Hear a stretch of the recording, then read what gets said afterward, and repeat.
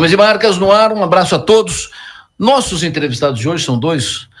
Eles vêm falar de uma empresa que é histórica, uma empresa marcante, uma empresa familiar, mas que tem meio século. Está exatamente nesse ano e está agora comemorando meio século. Tem uma grande festa para marcar esse meio século. Estou falando aqui com os representantes da família Damian, da Casa del Nono.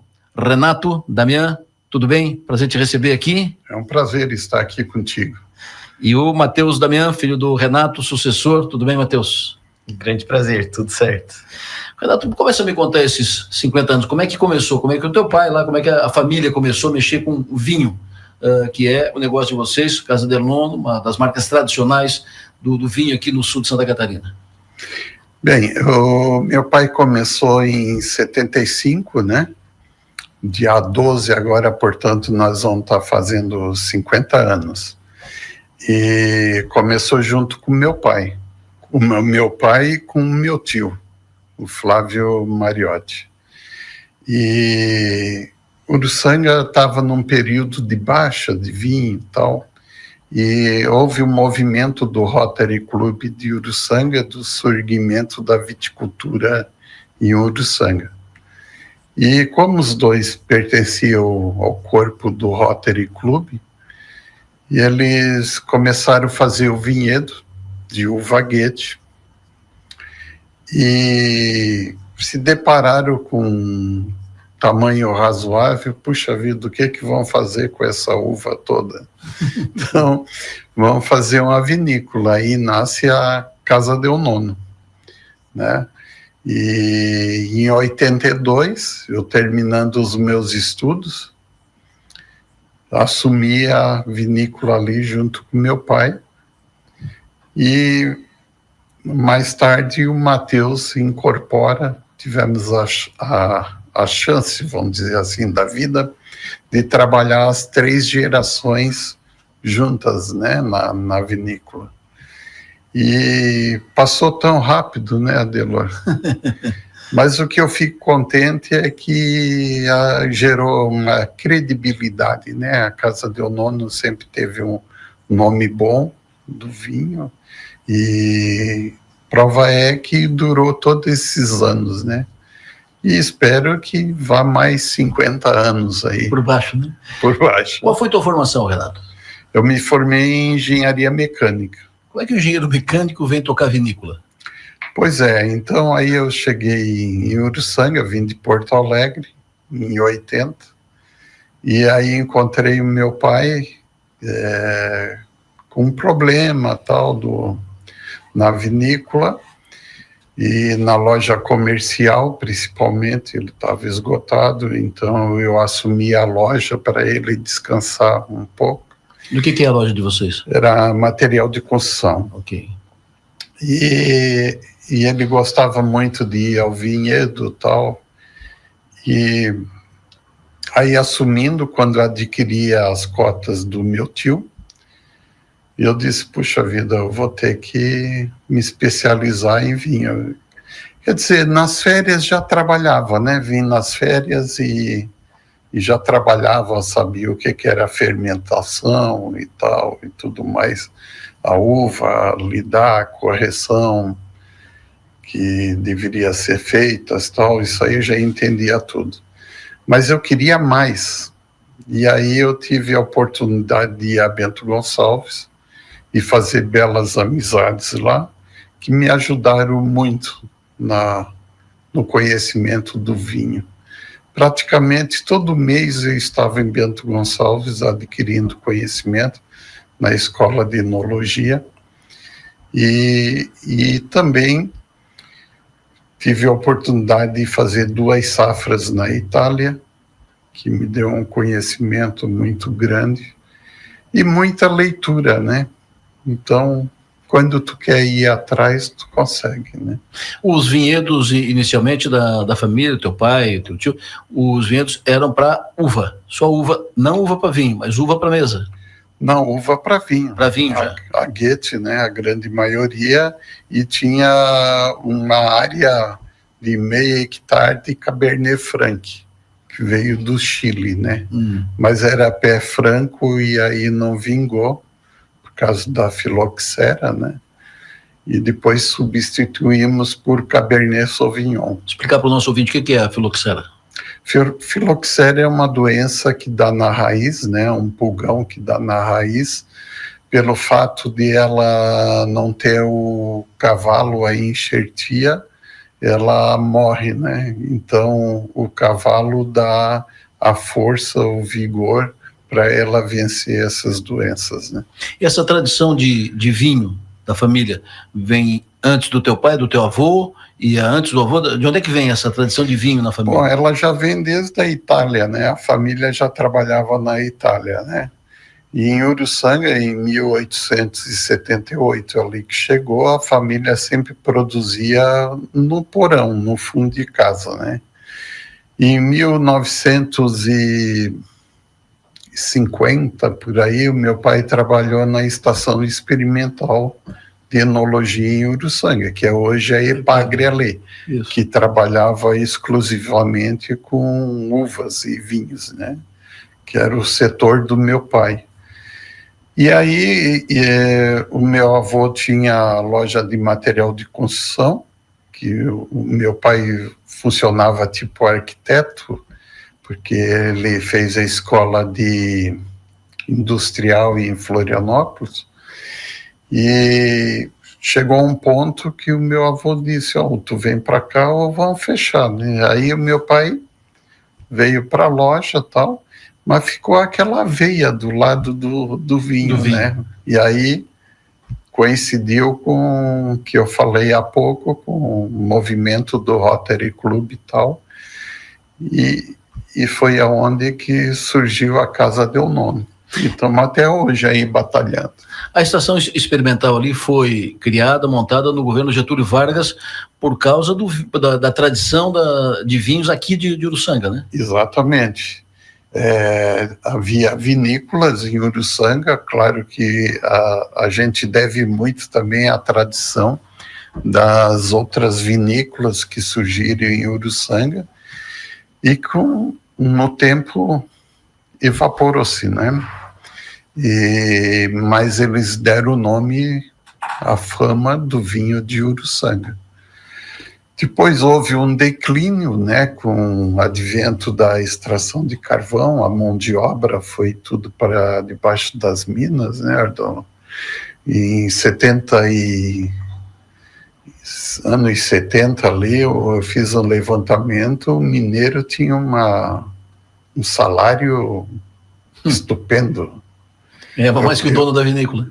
Sim, era na faixa mais ou menos que o levantamento que eu fiz era uma moto CG Honda por mês, ganhava, olha só. Quem é que vai plantar uva ou tomate, né? Então, mas surgiu essa oportunidade de a gente trabalhar, e agora que tu acompanhou bem aí também, nos deu uma visibilidade bem diferenciada e uma valorização, que foi a indicação geográfica de procedência do vinho da Uva Goethe. Do vinho da Uva Goethe, junto com o Sebrae, a Universidade Federal, a Unesc, a Epagre, são empresas que dão uma chancela muito interessante para o advento do vinho Goethe, né? Matheus, e tu entrou nessa história do vinho, quando é que tu começou a te interessar pelo assunto? Eu acho que eu comecei quando eu nasci, por influência dos dois. Eu não sei se foi proposital ou não, mas desconfio que sim. Desde pequeno eles já me colocavam no vinhedo, né? Eles quem? Os dois quem? O meu avô e o meu pai. O seu Ed, as outras duas gerações. Certo. E eu lembro eu criança rotulando vinho, sempre na vinícola, né? Então a minha ideia sempre foi estudar para me especializar e voltar para a vinícola. Sempre tive isso. Então acabei também fazendo tanto a minha graduação quanto as pós-graduações, focando em voltar para a administração da vinícola, E em 2007 daí comecei de fato ali, né? E qual é a tua graduação? Administração. Então tu não fez nenhuma especialização em enologia, vinho, vinicultura? Fiz também. É que daí eu fui me focando em tudo que eu precisava para poder administrar. Então, fiz administração como graduação, fiz um MBA em marketing, em inovação, e daí uma pós-graduação em filiera vitivinícola, daí na Itália, que é toda a cadeia produtiva vitivinícola. Então, a gente estudava desde o plantio da uva até comercialização, né? É um curso bem completo, bem parrudo. E tu cresceu praticamente dentro da vinícola? Exatamente. Da casa de Deonono. Uhum. E quando é que tu entendeu aquilo ali? Eu vou tocar isso aqui. Pai, chegou a minha hora, deixa que eu toco agora. Foi quando eu voltei mesmo, né? 2007, esse retorno que... Mas nunca falei, pai, eu vou tocar. Ele toca e eu só vou acompanhando. E é uma transição que vai até hoje, né? Ele ainda está presente dentro da vinícola. E tem que estar, porque a experiência dele é gigantesca, né? Experiência, história, né? Exato. E Adelor, se a gente pegar o vinho, ele é um produto muito diferente, porque a gente tem a matéria-prima uma vez por ano. Então, assim, eu não posso me dar o luxo de errar na elaboração desse vinho. E daí só no ano que vem. Exato. Ele tem mais de 40 anos de experiência vinificando. Então, se eu for cometer qualquer erro na hora de elaborar esse vinho, ele vai pegar, não. A gente faz dessa maneira aqui, né? Agora, é claro, ele é muito aberto a novas experiências. Inovação está na nossa raiz, né? Então, a gente fala que o nosso tripé é inovação, tradição e família, né? A família está muito arraigada ali. Então a gente sempre está testando. Por exemplo, esse ano a gente testou, tá com 9 testes diferentes: uva, levedura, tempo de extração da casca, e assim vai. E isso nem estou colocando testes de tipo de rolha. Daí, depois isso é mais para frente, né? Mas são muito testes que a gente faz para chegar nos produtos que a gente tem hoje. E o que tu mudou, por exemplo, de equipamentos, de estrutura, do processo produtivo? O processo de vinificação, ele é o mesmo há 8.000 anos, né? Então, eu colho a uva, espremo, fermento, envelheço e engarrafo. Parece simples, de simples não tem nada nesse meio. Então, é claro que a gente sempre está acompanhando as novas tendências. Então, alguns equipamentos novos, envasadora, rolhadeira, rotuladora, né? Quando eu cheguei, a gente rotulava tudo à mão, né? Isso, imagina, é pouco produtivo e ainda pode ter erro, né? Que o ser humano erra no colocar um rótulo, por exemplo. Claro. A máquina não erra.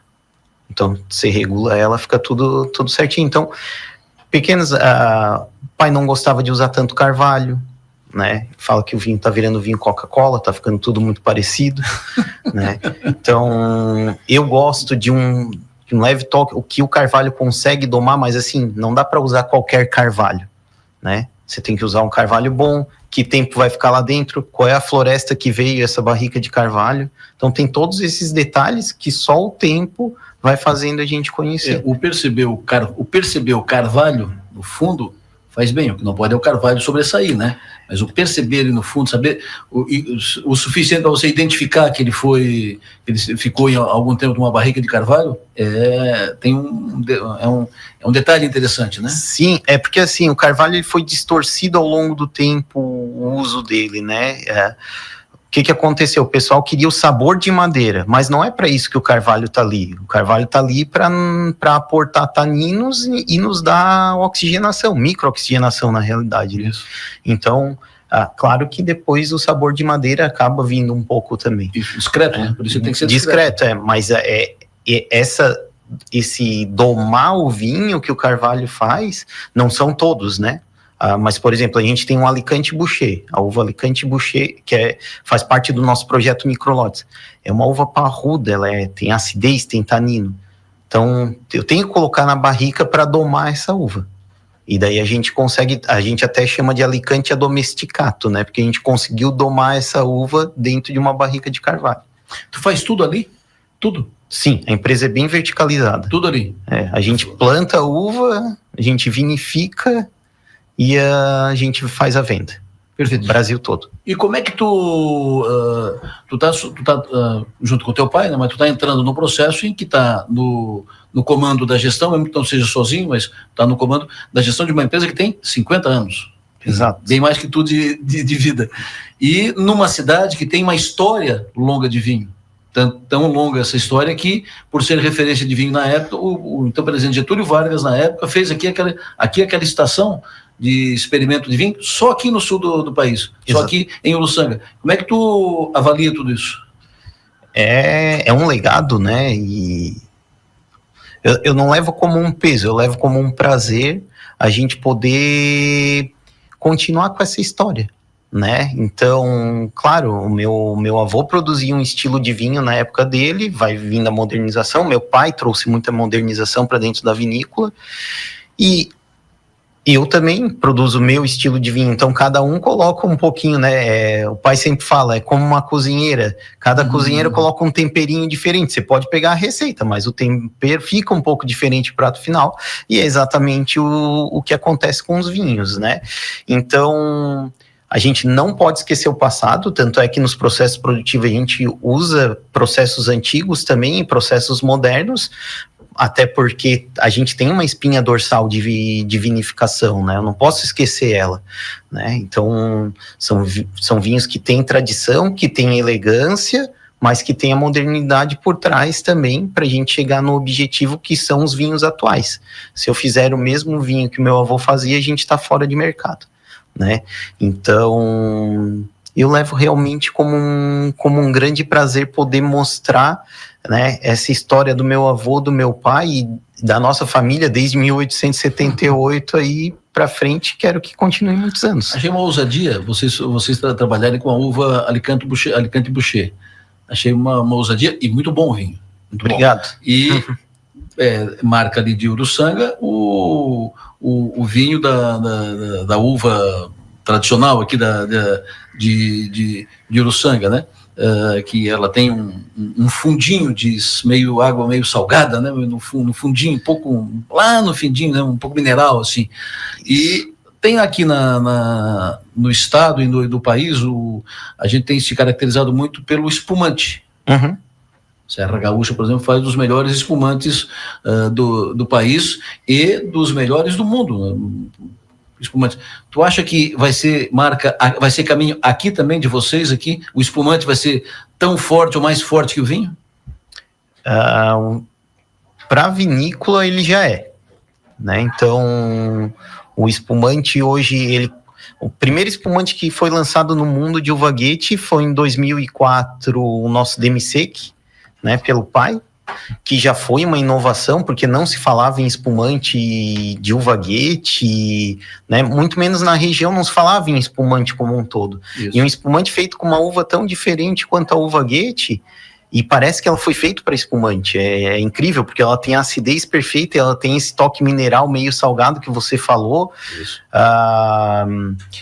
Ela vai ter aromas muito diferenciados que com a segunda fermentação ficam melhor ainda, né? Então, tá tendo essa virada e a gente tá, assim como o Rio Grande do Sul, ele é consagrado no mundo, o Brasil é consagrado no mundo inteiro como espumante, o nosso carro-chefe são os espumantes, né? É o que representa a nossa empresa hoje, quando a gente manda para Brasil inteiro, né? E assim, tanto é que o espumante Brut e o espumante Nature foram 2 medalhas de ouro na Wine Brazil Awards, que é o concurso mais importante hoje que a gente tem de vinhos no Brasil.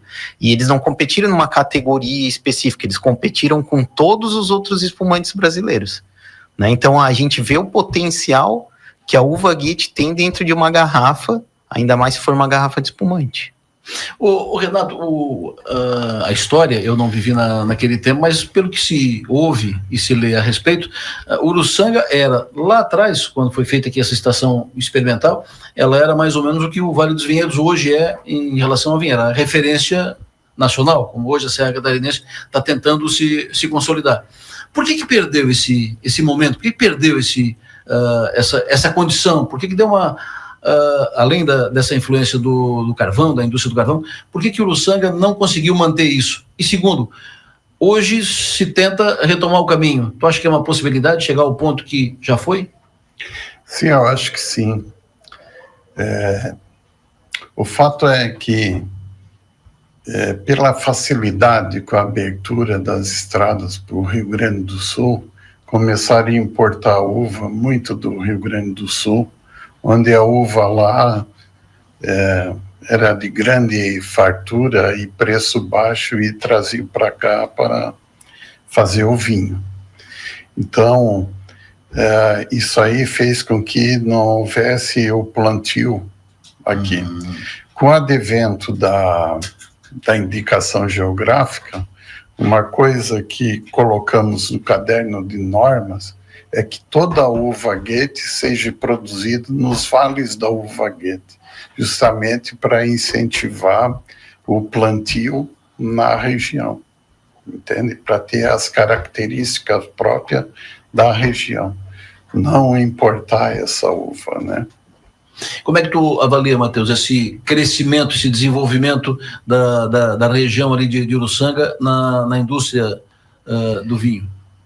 A indicação de procedência é algo muito importante. Às vezes a gente não tem nem ideia de quão importante é, mas eu digo que talvez se não fosse indicação de procedência, a gente não teria mais uma região vinícola aqui nessa região sul de Santa Catarina, né? A uva Goethe foi alçada a um patamar bem superior por causa da indicação de procedência, porque uma indicação de procedência, o que seria uma indicação de procedência que a gente está falando? É constatar cientificamente que um produto produzido dentro de uma região delimitada geograficamente é típico e único. Certo. Né? Então, nenhuma outra região no mundo consegue produzir um vinho com as características que a gente produz ali. Isso não quer dizer que é o melhor ou o pior do mundo, claro, né? Mas quer dizer que ele é típico. Geralmente, essa tipicidade vai estar associada a um aumento de qualidade, porque a gente tem que seguir, como o pai falou, várias normas de um caderno de normas, né? E quando foi feita a indicação de procedência, foi começado a mostrar esse vinho para o mundo. Tanto é que o próprio pai foi para a Itália mostrar o vinho Goethe lá, congressos na Turquia, Portugal e assim por diante, e todo mundo, opa, tem alguma coisa diferente ali.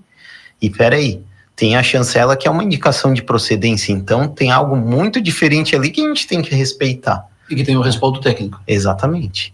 Né? Então, não é só um selo que está na garrafa, são 7 anos de pesquisa científica, 2 cadernos gigantescos comprovando que ali é feito um produto totalmente diferenciado. E muito raro, né? Porque só tem 55 hectares plantados no mundo. E o uva Goethe, vinho de uva Goethe, só tem aqui em Uruçanga? Vamos colocar aqui 99% da produção não é em Uruçanga, são os municípios em torno de Uruçanga. Uruçanga em torno. E Uruçanga e municípios em torno. Uruçanga, Zambuja, aqui em torno. Isso, são os 2 principais, mas pega um pouco de 13 de Maio, tem Cocal do Sul. Mas é aqui? É aqui, é o sul de Santa Catarina. Não tem outro lugar do Brasil? Alguma coisinha começando agora, por causa que a Goethe ficou famosa, certo. Então estão começando a plantar, mas nunca vai ter o terroir que a gente tem aqui, que é exatamente um dos marcadores de terroir, aquele fundo salgado mineral que você falou, que em outras regiões eles não conseguem. Fora do Brasil também não tem? Não. Foi pesquisado bastante. O único relato, porque a Goethe é uma uva que nasceu nos Estados Unidos e veio com os imigrantes italianos para cá. E a gente recebeu ano passado, na safra do ano passado, 2 americanos e um francês. Eles estão fazendo um documentário sobre variedades raras do mundo. Essa americana, para você ter ideia, é a maior ampelógrafa americana hoje, né? Então, ela é a top da top. O guri que veio junto com ela tem uma vinícola lá que faz 1 milhão de litros no Missouri. Todos vinhos super diferenciados. E o cinegrafista. Esse guri, que chama Neita, ele falou, o meu bisavô plantava a Goethe, e eu quero introduzir a Goethe de novo nos Estados Unidos, porque eu pesquisei e não tem. A gente teve o meu avô teve que arrancar todos os pés de guete por causa da lei seca. Né? Então ele quer levar a guete de novo para o berço dela, né? Só que isso é um processo burocrático, precisa de 5 anos lá, mas ele mostrou uma garrafa de 1897 do guete que eles produziam. Olha só. Né? Então é o único relato que a gente tem dela fora hoje. Né? Mas por causa da indicação de procedência foi pesquisado e não se encontrou em nenhum outro lugar. Tu tens uma garrafa dessa assim antiga aqui de vinho guete, né? Vinho de uva guete? A mais antiga que eu tenho garrafas vazias da década de, né, ela rotulada tal da década de 40, foi presenteado pelo meu amigo Caixa, ele achou essas garrafas e nos presenteou, e nossa mais antiga é 78, daí da vinícola. Como é que tu vê a possibilidade do ressurgimento com força, né? Porque ela sempre existiu, a indústria vinícola ali sempre existiu, mas a possibilidade de ressurgimento com força a ponto de consolidar como um ponto de referência nacional a indústria vinícola ali. Como é que tu vê que tamanho está esse teu sonho? É grande. Né? Eu acho... A gente não quer crescer de uma maneira exponencial, digo assim, implantação, a gente quer crescer sustentável, né? Então vamos crescer devagarzinho, baby steps mesmo, para a gente chegar e se consolidar. Todas as pesquisas que tem hoje falam que indicação de procedência você não mede em anos, mede em décadas, né? O pai fala, a indicação não é para mim, é para ti e para teus filhos. Né? Então, realmente, devagarzinho, a gente vai colocando a guete novamente no patamar que ela merece, que é lá em cima. Maravilha. Vocês estão fazendo uma festa de 50 anos, meio século, que é uma festa de tradição familiar, indústria, e como é que vocês pretendem, o que vocês vão fazer nessa festa, o que vai ter destaque nessa festa, que vai ser agora nesse sábado? Essa festa, a gente não poderia deixar de celebrar um momento, né, tão agradável para a gente, um momento tão marcante, porque não é qualquer empresa que chega a 50 anos. Essa festa vem para marcar agora no dia 12 de abril, ela é uma festa que vai funcionar das 10 da manhã às 18 horas, com música o dia inteiro. A pessoa entra, já ganha uma taça de cristal personalizada, ganha também um vale polenta, que vai ser feito pelos Amit da polenta, né? Polenta com ragu. Tem praça de alimentação dentro também, né? Bons vinhos, boa música e... Vinho de vocês. Vinhos nossos, e aproveitar aquele momento. E claro que vão ter grandes surpresas durante o evento também. Anúncios, inclusive. Anúncios, lançamentos de novos produtos. Recebi aqui da família Damian, o Renato e do Matheus, um Brut, método tradicional, vinho espumante, um espumante branco, Guete, Brut. Método tradicional. Quando fala método tradicional, vocês trabalham só com método tradicional? A gente trabalha com os dois métodos. Os nossos Bruts, Extra Brut e Nature em método tradicional, o DMC que em método Charmat ou Matinotti, né? Por que a gente trabalha assim? No DMC que a gente quer explorar muito a fruta. E se eu trabalhar com o Champenoise, eu não vou ter tanta expressão de fruta, porque o Champenoise acaba remetendo muitos aromas da levedura, que é aquele aroma de pão tostado, brioche, amêndoas, né? Então lá eu quero pura expressão de fruta, por isso que a gente usa o Charmat. Já nos outros, a gente vai usar o Champenoise 1 ano para Brut, Brut Rosé e Extra Brut, 3 anos de envelhecimento em garrafa para o Nature. Tu tá focado, tu tá dedicado 100% na vinícola? 100% na vinícola. 100% do tempo na vinícola. Uhum. Renato, e a sucessão, Renato? Como é que tu tá acompanhando esse processo todo? Está indo muito bem, melhor do que eu esperava. O Matheus, ele se capacitou bem, né? Ele estudou, ele fez o TCC dele da faculdade ali com os colegas na vinícola, viajou bastante, né? Até porque eu não queria que ele ficasse ali, né, Adelor? Você não queria? Não. Você não queria que ele assumisse o teu assumisse no fundo até queria, né? Porque a minha vida trabalhando ali, a sucessão, ela é importante, né? Mas tu não queria porque sabia que era difícil, né?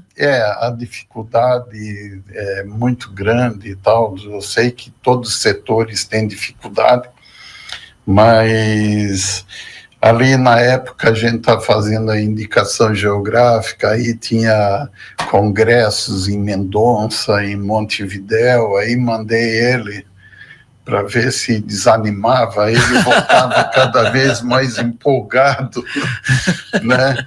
E a última foi para a Itália, que aí ele voltou. Eu disse, olha, mas pensa bem, vai fazer um concurso aí, aqui tu não tem férias, 13º, é difícil. Estabilidade não tem. Aí ele me olhou, sabe, isso eu gravei até hoje, ele me olhou no fundo dos olhos e disse, mas puxa vida, tu não quer me ver feliz? Aí te desmontou. Não é isso, então vamos se abraçar e vamos trabalhar e vencer as dificuldades, né? E hoje, graças a Deus, ele está desenvolvendo bem o trabalho, com muita capacidade, e a gente percebe que cada dia é melhor do dia que passou. Tá feliz, Matheus? Com certeza. É prazeroso demais trabalhar com vinho, né? Primeiro, que com vinho você faz boas amizades, né? Então, eu nunca vi alguém brigar por causa de vinho. Sempre amizade. 2, é muito prazeroso pra gente ouvir alguém falar, pô, o vinho que vocês elaboraram é sensacional, eu adorei, né? Histórias, né? Quantos relatos a gente teve de gente hoje casados falando, quando eu conheci a minha esposa, a gente tomou uma garrafa de Botilha Rosata na festa do vinho, de Labrosco, né? E assim por diante. Então, assim como é prazeroso pra gente, né? A gente também faz parte da história de várias pessoas, né? E faz parte da história de um município também. Como diria o Zeca Pagodinho, ele não conhece ninguém que tenha feito amigo tomando chá ou tomando leite, né? Exato. Tomando um bom espumante, tomando um bom vinho, né? Com certeza. Se tu tá feliz, continue feliz. Obrigado, Prazer recebê-los aqui. Muito obrigado pela vinda aqui, família Damião aqui representada, família proprietária da Casa del Nono. Recebi aqui o convite da família para a festa de 50 anos de tradição, uma marca tradicional do vinho aqui do sul de Santa Catarina. Parabéns pelos 50 anos, parabéns para vocês pelo trabalho, sucesso e energia e até outras oportunidades. Até a próxima. Até a próxima. Delor, muito obrigado. Va bene. Um abraço. Grazie mille. Prego. Foi com os Damião que eu fiz os nomes e marcas desta semana, o Renato pai, o Matheus filho, que são da família Damião, tradicional no vinho aqui no sul de Santa Catarina. O programa volta na próxima semana. Um abraço, sucesso e energia, até lá.